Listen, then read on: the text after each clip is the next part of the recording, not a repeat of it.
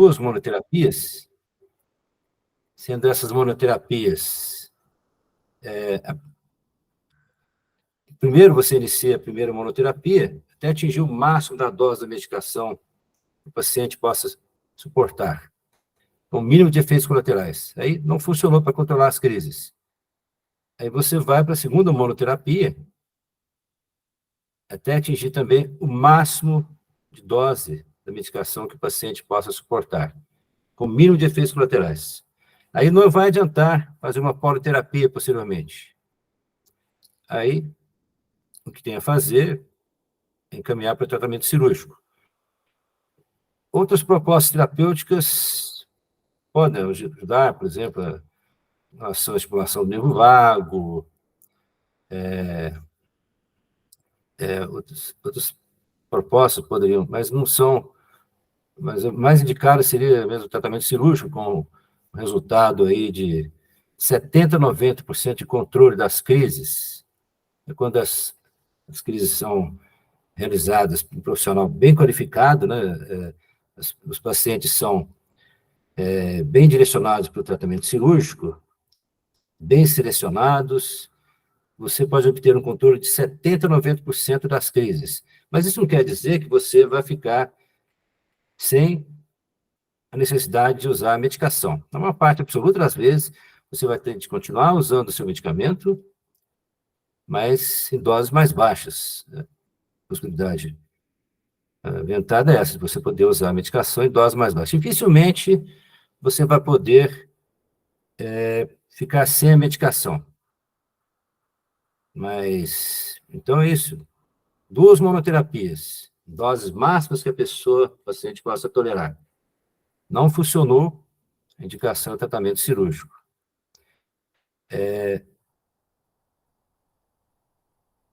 Agora vamos para a parte 2 da minha apresentação, o histórico das epilepsias do lobo temporal.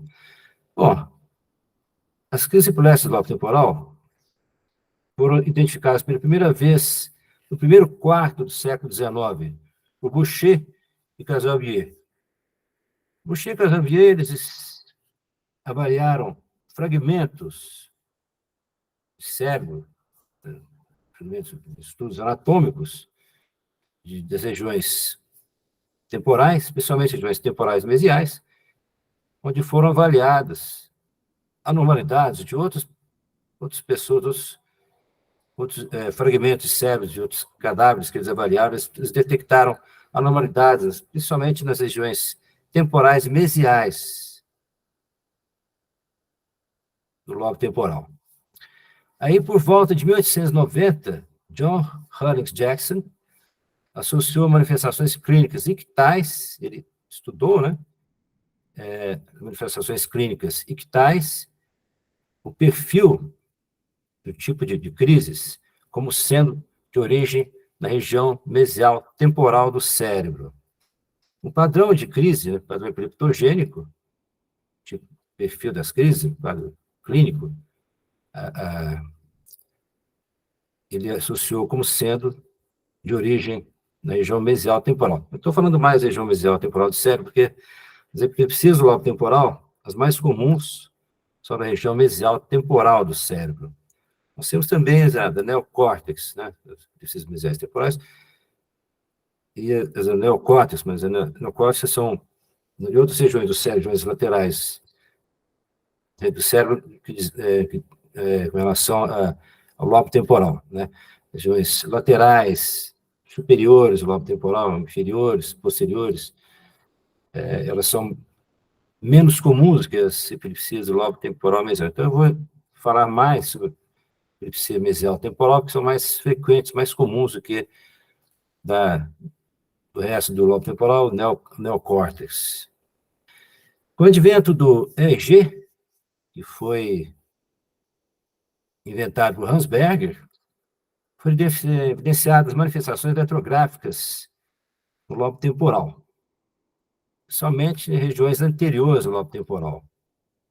Já foi evidenciado já com Hans Berger, com o advento do EEG analógico, o primeiro EEG que ele inventou, foram evidenciadas manifestações no lobo temporal anterior, somente lobo temporal anterior. E surgem ressecções anatômicas do lobo temporal, mais tarde, depois de John Hurlings Jackson, mais definidas, mais estruturadas, mostraram alterações com definição melhor, sobretudo no lobo temporal mesial. Aí, vamos agora para o item 3 da minha apresentação, as manifestações clínicas. Temos 2 locais de ocorrência das crises, região mesial temporal, como eu já falei anteriormente, de prevalência destacada, e as regiões neocorticais, que fazem parte do restante do lobo temporal. As primeiras crises do lobo temporal mesial podem ocorrer na infância, com quadros febris, na faixa etária de 0 a 5 anos, ou na adolescência, em torno dos 10, 12 anos, mais ou menos. E as crises epiléticas neocorticais podem ocorrer em qualquer faixa etária, ocorrendo mais devido a maior prevalência relacionados a provocadas por tumores de baixo grau, malformações de desenvolvimento cortical, cicatrizes pós-traumáticas ou isquêmicas, infecções como encefalite por herpes, todo mundo sabe, localizadas nos vasos temporais, e também no caso do angioma cavernoso, distúrbios vasculares que ocorrem, por exemplo, no caso do angioma cavernoso. A expressão clínica das crises depende muito da zona epileptogênica. Então, a localização X no lobo temporal vai desencadear o padrão X de crises. Então, as crises são definidas de acordo com a localização no cérebro, a localização área chamada zona epileptogênica. O primeiro evento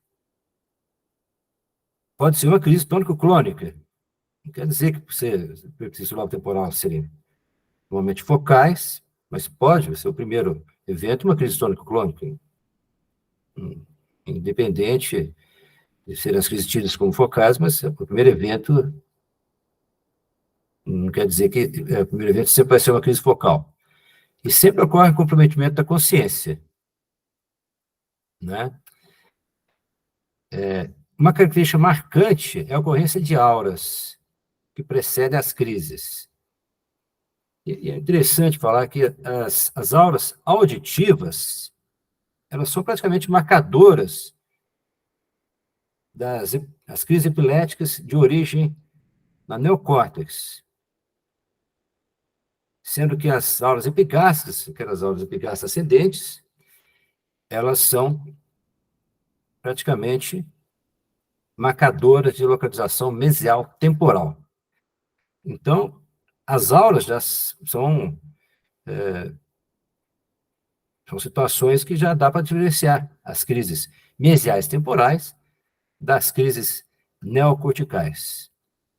Nós padrão padrão fenotípico dessas auras. As auras auditivas praticamente só vão ocorrer a nível do neocórtex temporal, e as auras epigástricas ascendentes, a ocorrência é praticamente sempre na região mesial temporal. Pode ocorrer olhar fixo, chama em inglês staring, movimentos óseos mastigatórios e autoautomatismos gestuais, muito comuns. Então, quase sempre a gente vai ver algum padrão desse tipo nas epilepsias do lobo temporal. Olhar fixo, movimentos óseos mastigatórios, lip smacking, chama em inglês, e autoautomatismos gestuais.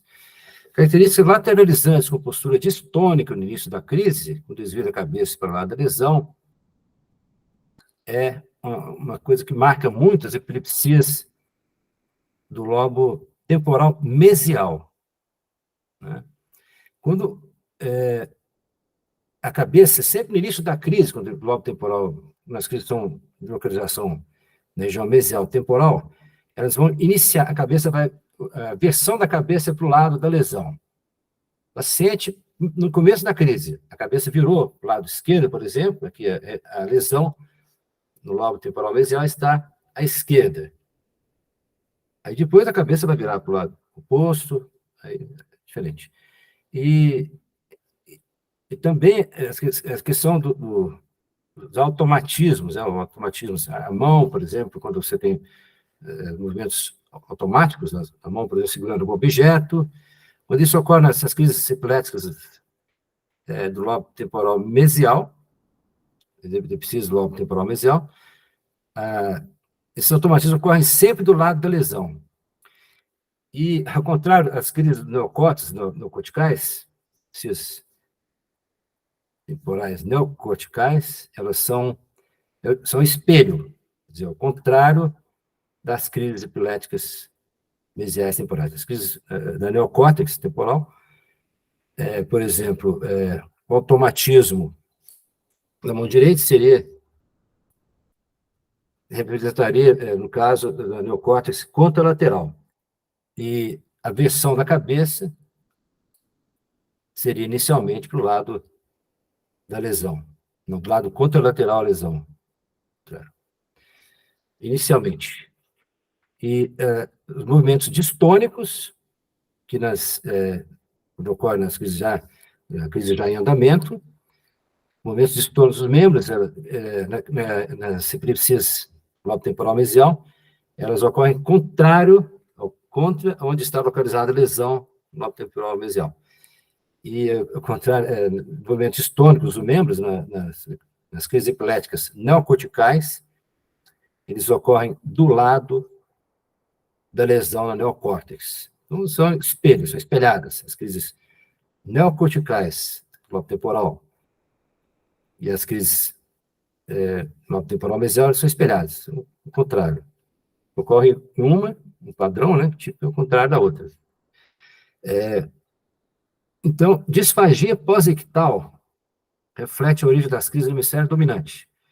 Então, quando vai ocorrer, quando terminou a crise, fase pós-ictal, ocorre a disfagia, sempre quer dizer que as crises estão localizadas no hemisfério dominante. Você sabe que 90% dos seres humanos, 80%, 90%, no hemisfério dominante é a esquerda. Isso associa ao estado pós-ictal prolongado. Disfagia, então, pós-ictal tem relação com o hemisfério dominante e o estado pós-ictal, quando tem disfagia, será prolongado. Os pacientes não se lembram das crises também de parte do período pós-ictal. Interessante, uma coisa que marca as crises do lobo temporal, isso aí. Os pacientes normalmente não se lembram das crises e também de parte do período pós-ictal, quando está retornando, né? Está voltando, não vai se lembrar, sabe?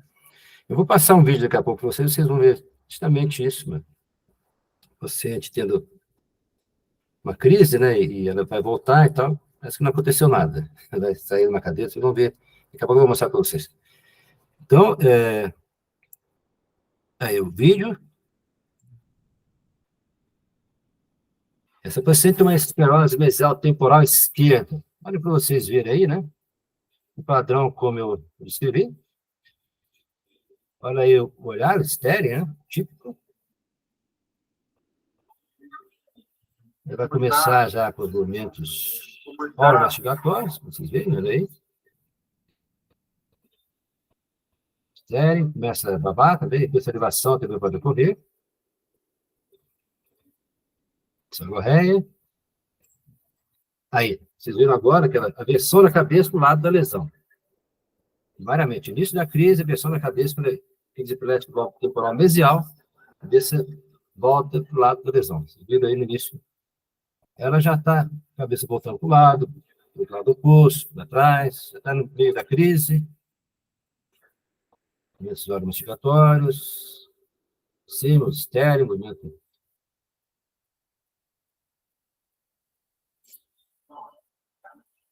Vamos ler. praticamente terminando a crise. As crises são breves também, né? E outra coisa que diferencia as crises epiléticas temporal mesial para as crises neocorticais são que as neocorticais, as crises são mais breves que as do lobo temporal mesial. Está quase terminando. Não dura, normalmente as crises epiléticas do lobo temporal mesial não duram mais de 2 a 3 minutos. São bem curtas mesmo, uma duração bem pequena. Está terminando a crise, está forçando o nariz, que vocês viram aí.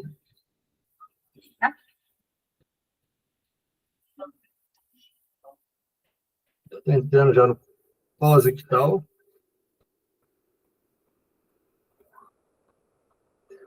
Eu estaria num momento de semiconsciência, né?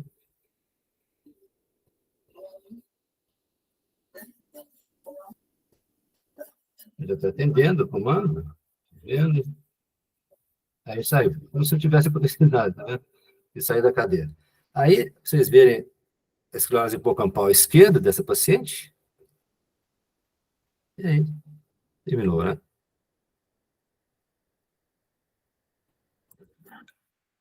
Agora, continuando. Agora, o item 4 da minha apresentação, etiologia e patogênese.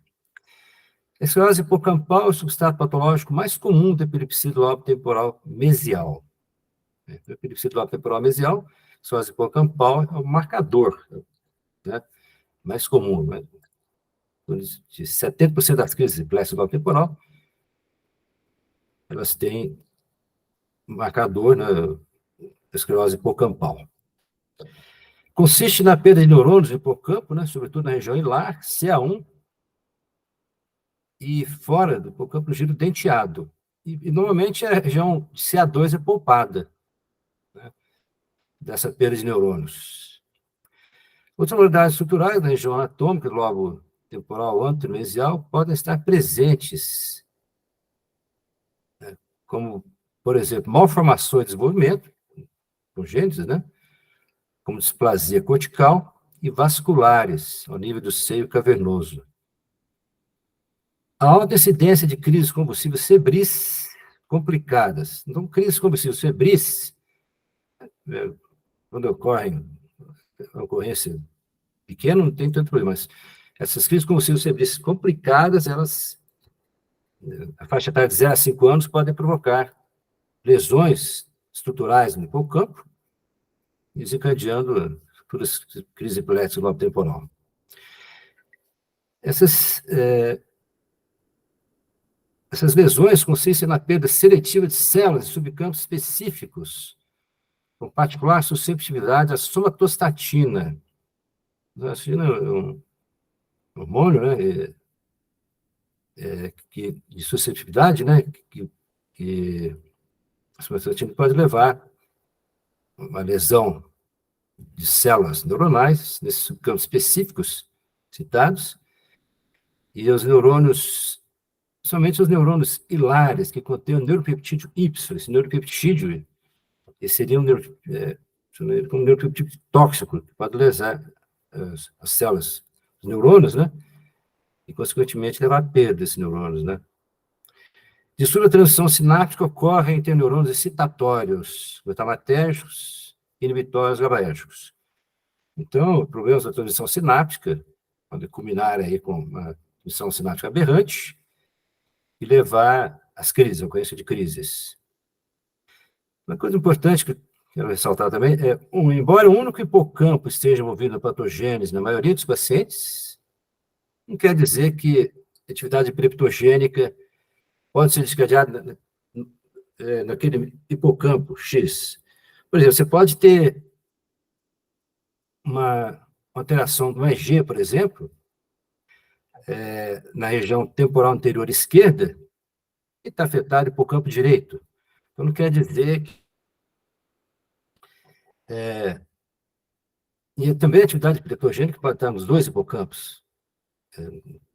No EG, por exemplo, pode mostrar alteração só na região temporal anterior, por exemplo, um lado só do cérebro, mas a alteração, a lesão pode estar nos dois hipocampos. E E atividade periptogênica, por exemplo, você tem um elétron com uma alteração, por exemplo, no lobo temporal esquerdo, atividade periptogênica pode ter nascido no lobo temporal direito. Então, ou regiões até extra-hipocampais, incluiria aí o tálamo, círculo posterior e o precúneo, que tem íntima ligação com o hipocampo. Essas regiões têm, né, através da tractografia, a gente pode, somente com o advento da tractografia, poderia observar a íntima relação que tenha essas áreas, sobretudo tálamo, círculo posterior e precúneo com o hipocampo. Qualquer lesão periptogênica destrutiva, neoplásica, vascular ou congênita, eu falei na parte superior aí, podem resultar em convulsões no lobo temporal. Então, são várias facetas, várias coisas que podem ocorrer, que podem provocar lesões, infecções, traumatismos, que podem culminar aí com as crises epiléticas no lobo temporal, ou mesial, ou neocórtex, fora do lobo temporal mesial, né? Agora vamos para a parte 5 da apresentação. Vou falar agora sobre a epidemiologia. As crises focais, né, eu já tinha falado também que pode ocorrer as crises imunizadas, mas as crises focais são o tipo de crise mais comum do lobo temporal. Sobretudo o lobo temporal mesial, né? Com 40% dos pacientes apresentando alteração do nível de consciência mais grave, né? Nível de consciência mais grave. Que as crises do lobo temporal, o nível de consciência sempre afetado, mas o nível de consciência mais grave, em torno de 40% dos pacientes que apresentam esse nível de consciência mais grave, culminando até com as crises focais, virando crises tônico-crônico-generalizadas, indo até para os estados epiléticos, aí complica muito para o paciente, né? Metade dos pacientes com epilepsia do lobo temporal não apresentam anormalidades detectadas na ressonância magnética e esclerose hipocampal. Importante falar disso aí que não é obrigatório o paciente com epilepsia do lobo temporal ter anormalidade na ressonância magnética e esclerose hipocampal. Às vezes a ressonância magnética está limpa, tem crises fenotípicas do lobo temporal, mas não quer dizer que é obrigatório ter anormalidades detectadas na ressonância magnética e esclerose hipocampal. A questão é o fenótipo que conta, né, a maioria das vezes. Então, a clínica sempre é fundamental. Né? Então, a gente sabe, né, que o exame complementar é para complementar o diagnóstico, mas a clínica é sempre soberana, a gente sabe disso. Estão associadas à alta incidência de convulsões febris, as crises epiléticas, sobretudo, da região mesial temporal, que são as mais frequentes, né? Convulsões febris complicadas, provocando lesões do hipocampo em crianças entre 0 e 5 anos de idade, nos adolescentes também, de 10, 12 anos, né? No caso, localizar na região mesial temporal, né? As crises epiléticas mesiais temporais, tem essa característica, esse padrão, e as neocorticais, ou seja, fora da região mesial temporal, regiões temporais laterais, anteriores, inferiores, posteriores, podem ser desencadeadas por tumores de baixo grau, infecções, como já falei anteriormente, cicatrizes isquêmicas, isquemia cerebral, traumatismos e também na vigência de angioma cavernoso. Então, eu já tinha falado antes aí, né? Esses dois padrões de crise, esclerose mesial temporal e a epilepsia neocortical, né, o restante do lobo temporal, são os padrões das epilepsias do lobo temporal, né? E é mais comum, então, a epilepsia mesial temporal, que eu estou destacando mais aqui na apresentação que eu faço agora para vocês. Agora, diagnóstico. Item 6. Pode diagnosticar a epilepsia do lobo temporal, definitivamente, somente com a remoção cirúrgica. Pois é. Diagnóstico de 100% de certeza, somente com a remoção cirúrgica da área esclerose hipocampal, outras áreas mesiais temporais e neocorticais. E aí, para tanto, né? O paciente vai ser submetido à cirurgia, né? Vai ser aquelas áreas eloquentes que foram tratadas cirurgicamente, né? Se o paciente tiver melhora no pós-operatório, é que vai cravar o diagnóstico de epilepsia do lobo temporal, né? Vai ser cravado o diagnóstico, 100% de certeza. A eletrocardiografia transoperatória, procedimento, né? Importante para ver a área eloquente, né? São colocados placas, né, de eletrodos em cima da córtex do paciente, né? Aí, através da análise de vídeo EEG, vão ser observadas as áreas eloquentes, as áreas onde está o foco lesional que provoca as crises epiléticas do paciente, né? Ela vai detectar com mais de certeza, quase 100%, as áreas causadoras de crise com sua remoção seletiva. Então, no caso da esclerose mesial temporal, a principal terapêutica cirúrgica seria a amígdala-hipocantectomia, né, seletiva. Sabe? A amígdala-hipocantectomia seletiva seria o melhor suporte cirúrgico para esses mesiais temporais. E são as mais comuns, né? Então, ressonância magnética, aumenta o sinal ponderado em T2 e flare no hipocampo, pode dar diagnóstico com alto grau de confiança. Mas, como eu falei, né, 100% de confiança só depois do pós-operatório, o paciente operado e apresentando melhora significativa, né? Essa melhora na ordem de 70%, 90% das crises, é que crava o diagnóstico mesmo de que o paciente tem epilepsia do lobo temporal. Aumento de sinal ponderado em T2 e flare no hipocampo, pode dar o diagnóstico com alto grau de confiança, no caso de epilepsias mesiais temporais. No caso das epilepsias neocorticais, a ressonância geralmente não mostra anormalidades nessas regiões. Como eu já falei anteriormente, você pode ter alterações na imagem estruturais à distância. Não quer dizer que as alterações estruturais vão estar exatamente em relação à clínica, exatamente localizadas. Por exemplo, como eu já ressaltei do eletroencefalograma anteriormente, né, pode ter uma alteração na região temporal anterior à esquerda e você tem uma esclerose mesial temporal à direita. Mas o hipersinal em T2 e flare no hipocampo é o diagnóstico com alto grau de confiança de epilepsias mesiais temporais. No caso de epilepsias neocorticais, a ressonância geralmente não mostra anormalidades, isso é claro. Vai mostrar alterações em outras áreas, fora do hipocampo, regiões para-hipocampais também, né? Então, nas regiões temporais laterais, anteriores, inferiores, posteriores. Atividade ictal no vídeo EEG no lobo temporal anterior, com os automatismos clássicos, evidenciados, além de PET, SPET, contrastadores, auxiliam no diagnóstico, né? O vídeo EEG mostra automatismos clássicos, daqui a pouco eu vou mostrar de novo para vocês, um vídeo EEG, paciente com epilepsia mesial temporal à direita, os automatismos, ela vai estar mexendo o braço, vocês vão ver, vou mostrar para vocês daqui a pouco, no braço direito, né, que denota quando a esclerose mesial temporal, quando tem automatismo com o braço, a mão segurando alguma coisa, o lado da lesão é ipsilateral, né, no cérebro. Braço direito, esclerose mesial temporal direito. Braço esquerdo, esclerose mesial temporal esquerda. E o PET e SPET com traçadores auxiliam no diagnóstico. Você pode ver o hipermetabolismo, né, com traçadores, fudalglicose, por exemplo, né, eles auxiliam no diagnóstico, né, também. Diferenciam as crises de origem mesial temporal das de origem neocortical.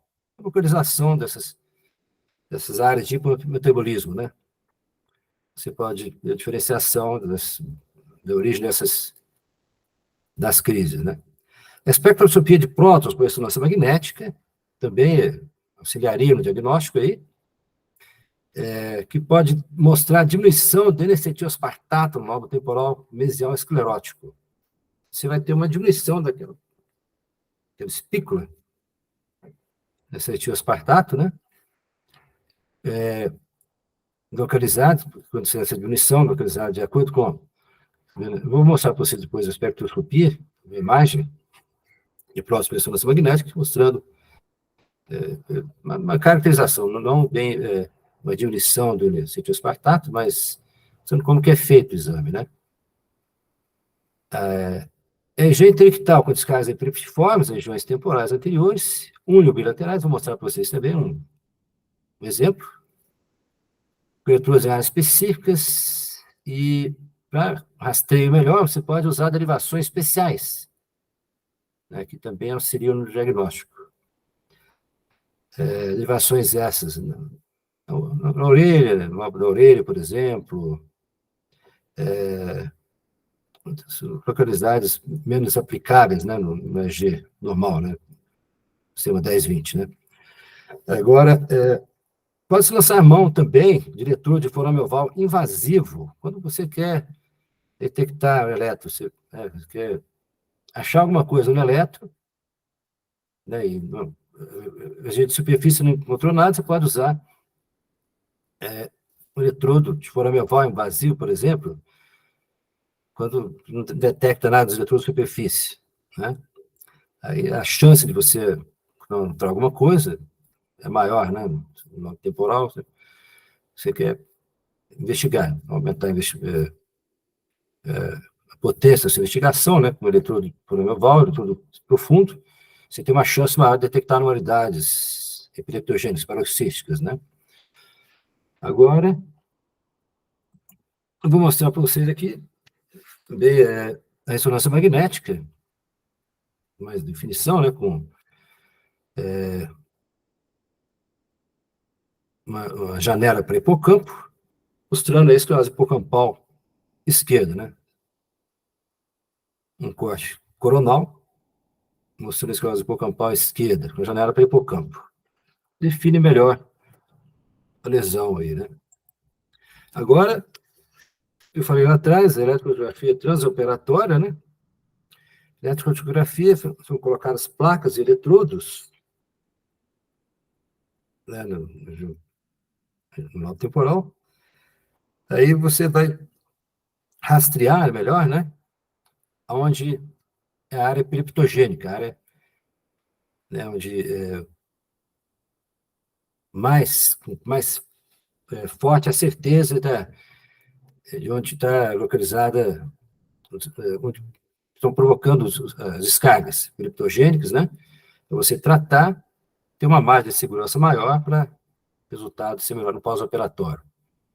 E o resultado é muito bom. Quando bem indicada a cirurgia, os pacientes, a amigdalectomia seletiva, né, quando é realizada, um neurocirurgião competente, quando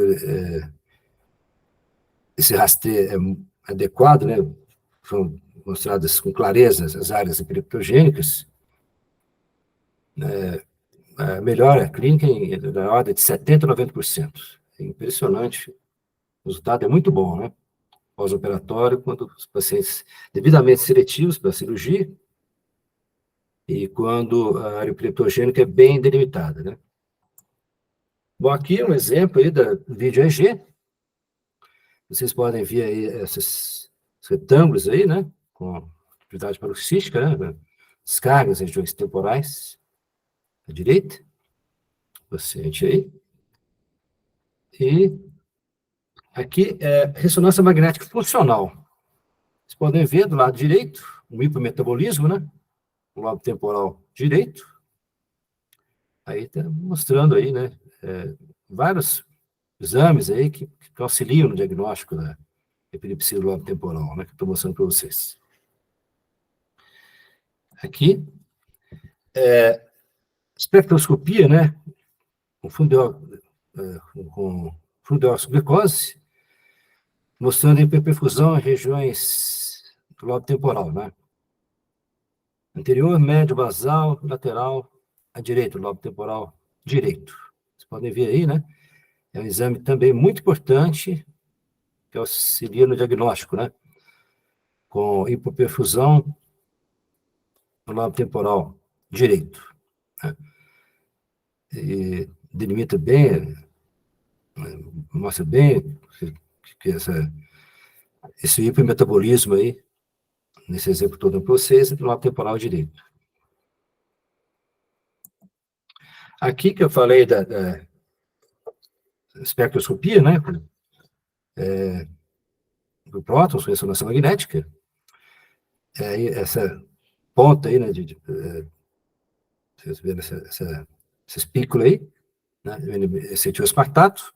Quando você tem um lobo temporal mesial esclerosado, esclerótico, não, esclerose temporal, você vai ter uma redução da amplitude dessa espícula, né? Nesse etioespartato, né? Também um excelente meio diagnóstico para epilepsia do lobo temporal. Espectroscopia fotônica, né? Ressonância magnética. Aqui é um vídeo EG, eu tinha falado lá atrás para vocês. Mostrar aí uma paciente com epilepsia no lobo temporal mesial direito. Vou mostrar para vocês aí, começando a crise, ela está com aí um automatismo do membro superior direito. Vocês podem ver ela aí segurando uma espécie de copo aí, deixar cair alguma coisa. Aí vocês vão ver ela fazendo esse movimento, né, automatismo aí, balançando o copo. Então, no caso dessas, vocês podem ver na letra aí, as descargas a nível da região temporal anterior direita. Esses automatismos refletem a esclerose mesial temporal direita.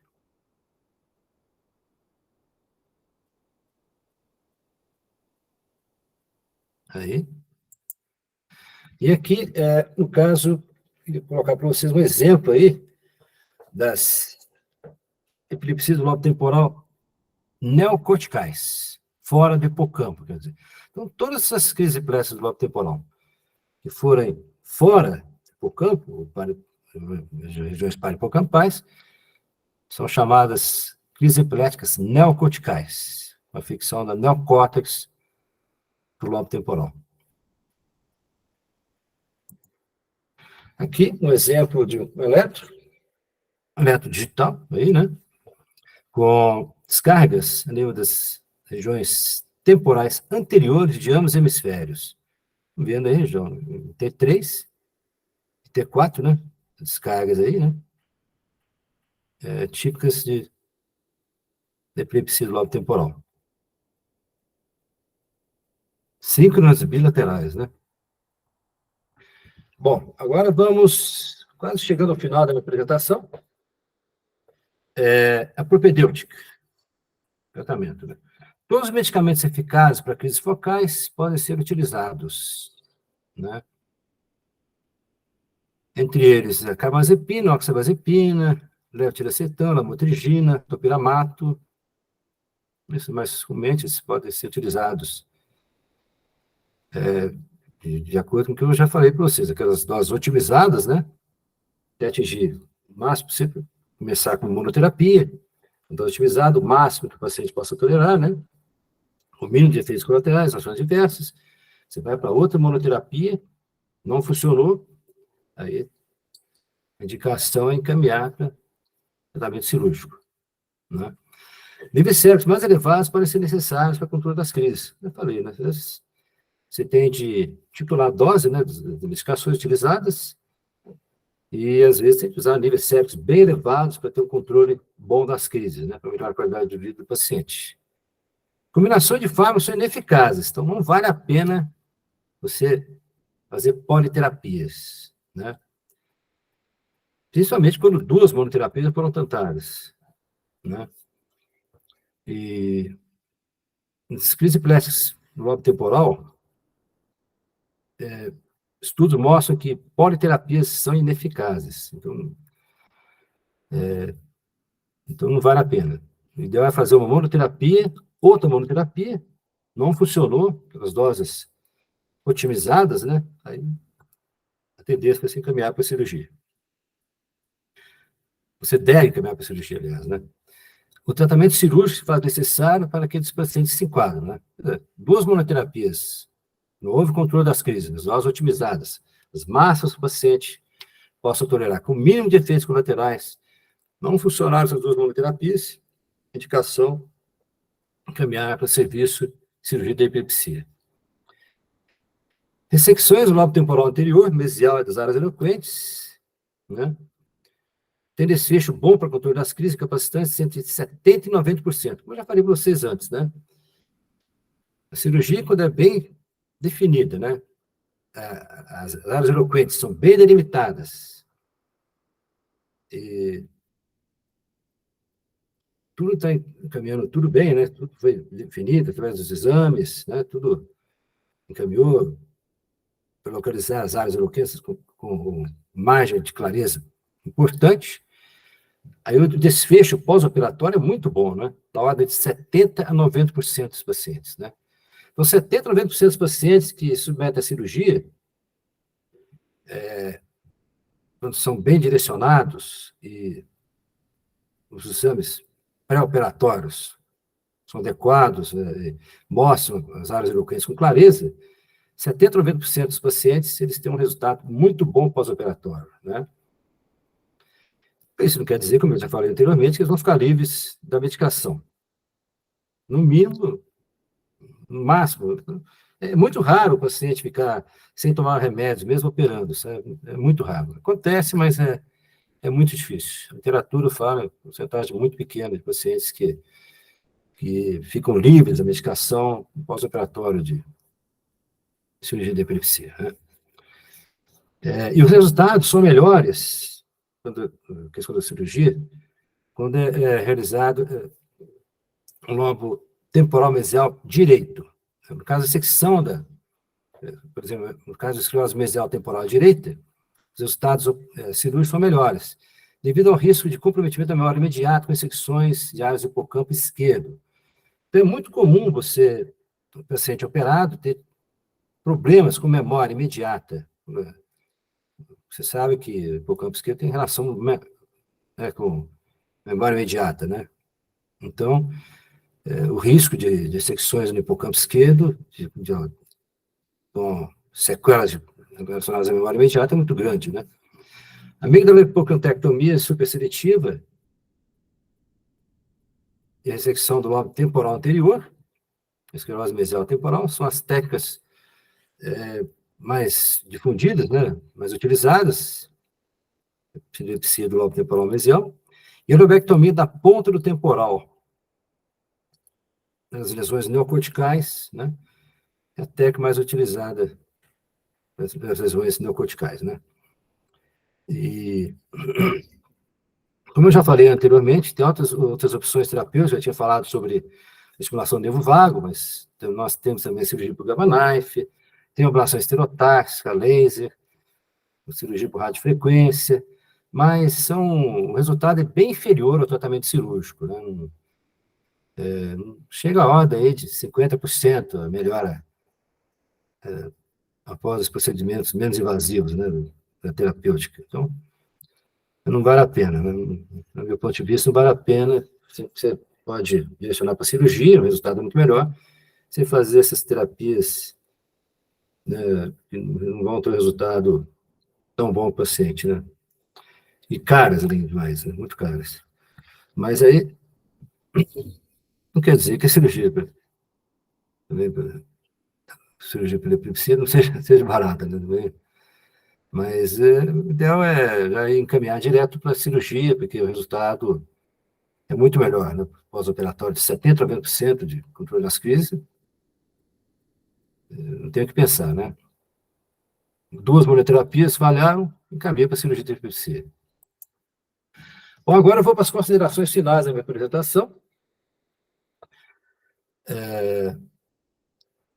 Uns tópicos que eu já falei anteriormente aí, né?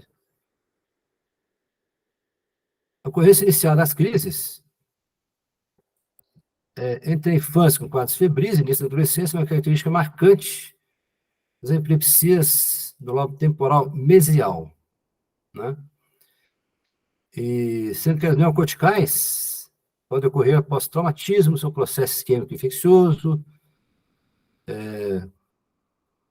aquelas outras situações que eu coloquei anteriormente, né? E pode ocorrer em qualquer faixa etária. Ocorrendo uma situação, trauma, processo infeccioso, não tem idade. Então, as epilepsias neocorticais, elas não têm essa característica, né, de ocorrência como as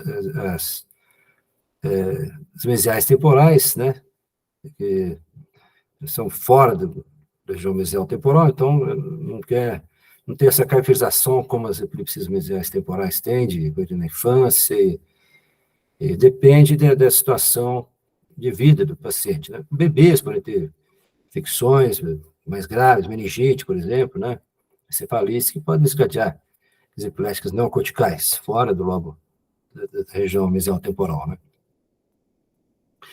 O primeiro evento pode ser uma crise tônico-clônica generalizada ou uma crise focal. Eu já falei anteriormente, né?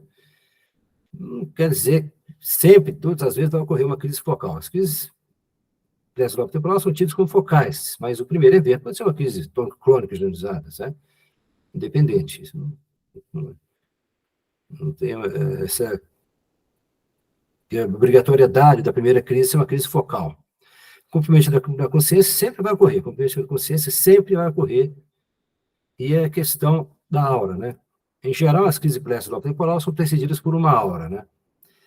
Sendo que a aura epigástrica é característica da epilepsia mesial temporal, e a aura adjetiva da epilepsia da neocórtex, né, temporal, né? E crises focais podem começar com olhar imóvel, automatismos oromoalimentares e gestuais. As crises focais, né? Como eu mostrei no vídeo lá do paciente, né? Olhar imóvel, estéreo, olhando para frente, né? E são automatismos, né? Smacking, né? Gestuais, gestão. Você quer olhar para você, segurando aquele copo, né? Epilepsia mesial, crise temporal mesial direito, né? Auras auditivas, com maior frequência das epilepsias temporais neocorticais, como já falei, né? Praticamente patognomônio de epilepsias temporais neocorticais, auras auditivas. As epigástricas, mas pode ocorrer também auras auditivas nas epilepsias mesiais temporais, mas é muito, muito raro, né? As epigástricas são praticamente patognomônicas das auras epigástricas do lobo temporal mesial, epigastria ascendente, né? Posturas históricas ocorrem no início com desvio da cabeça para o lado da lesão, como eu falei, né? As epilepsias do lobo temporal mesial. Postura distônica. A primeira versão da cabeça é sempre para o lado da lesão, né? Na epilepsia do lobo temporal mesial. O desvio posteriormente, contralateral, atrás, como eu mostrei para você naquele exemplo, aquele vídeo lá, né? Do paciente. E quando acompanhado movimentos tônicos dos membros, né? Tem que ficar atento que pode evoluir para uma crise tônico-clonizada e pode agravar, um agravamento.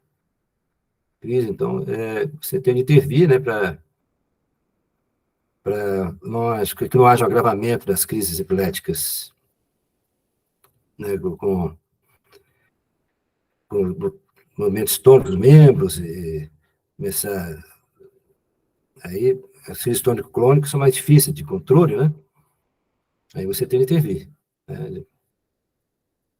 Medicar para complicar as crises do paciente, né?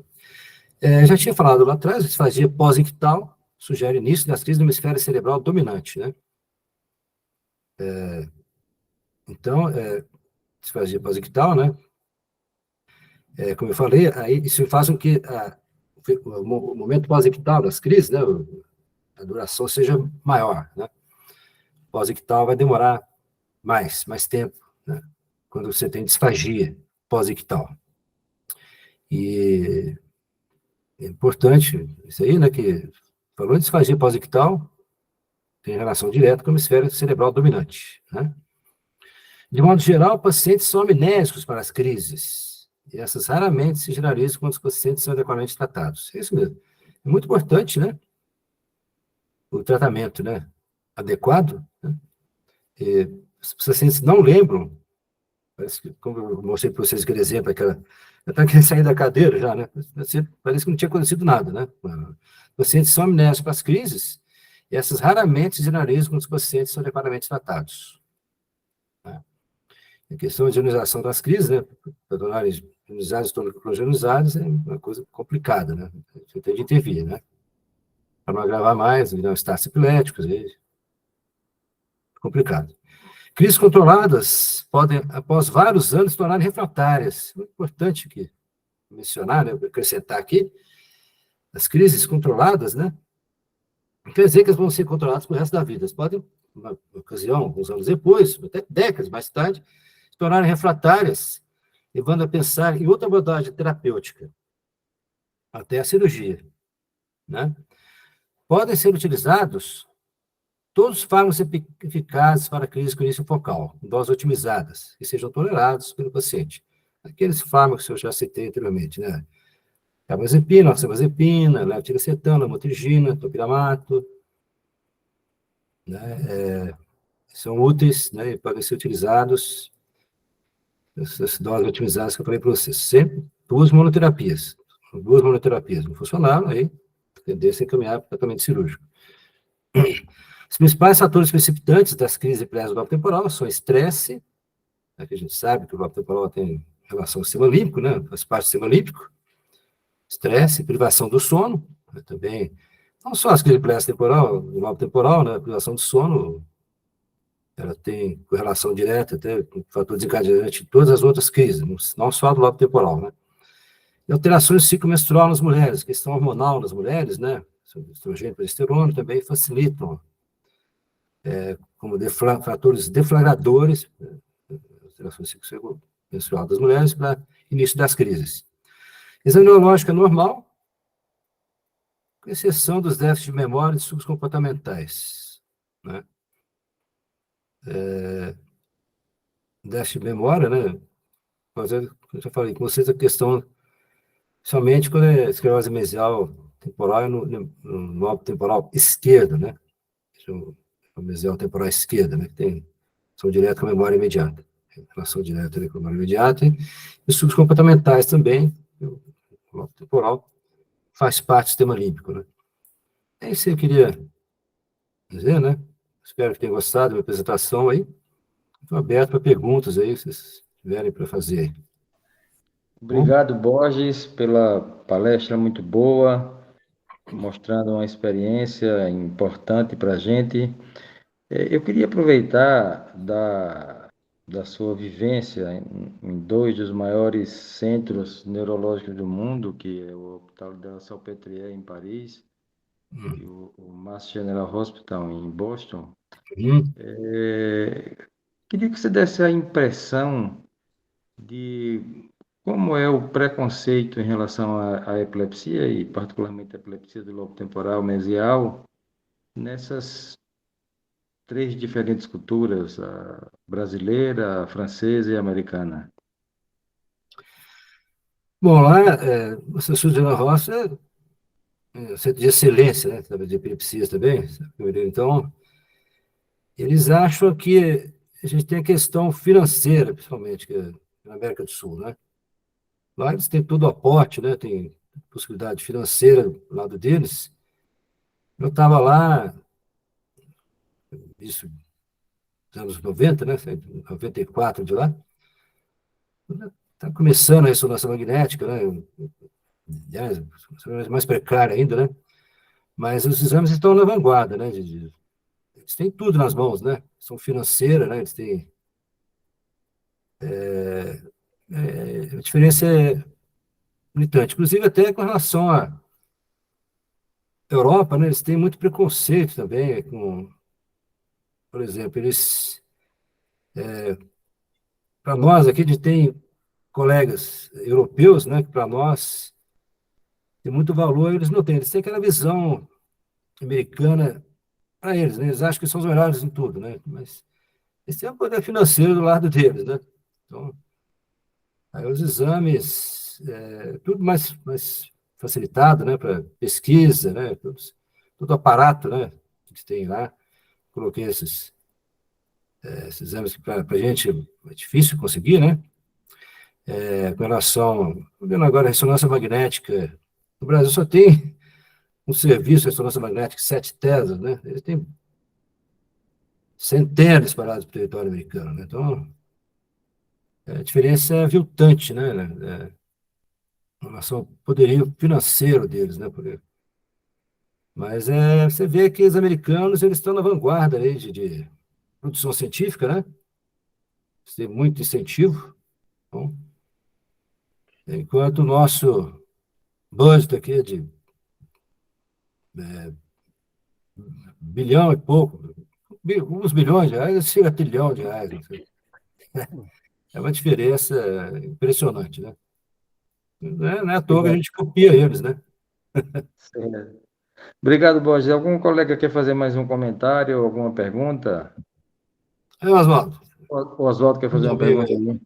Bom, inicialmente, dar os parabéns para o meu amigo aí, que foi muito Obrigado. bom. Eu acho que o Fernando vai chamar você de novo. Claro, Excelente claro, será um apresentação. prazer. É um prazer, Tá. Fernando. Bom, só vou relatar aqui que eu já tive, assim, nesses 40 e poucos anos de neurologia, quase 30 pacientes operados com esclerose mesial. E realmente você tem razão, a maioria fica um sucesso, mas eles respondem melhor aos remédios, você consegue até retirar alguns, Uhum. diminuir as drogas anticrises, né? É, Agora, o que outro dia eu ouvi falar, eu não atendo criança há muitos anos, uhum. que não estão tratando mais convulsão febril. Você está sabendo disso? Então, eu fico pensando, se não tratar uma convulsão febril, futuramente não vai poder aumentar o número de epilepsia do lobo temporal? Como eu falei lá, né, Oswaldo? As crises convulsivas febris, você só trata se elas forem complicadas, né?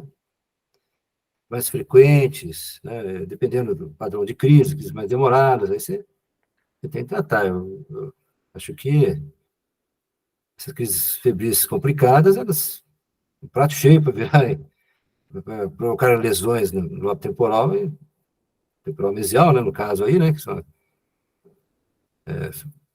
os patognomônicos, praticamente, do lobo temporal mesial, as crises convulsivas febris, então, as complicadas você deve tratar.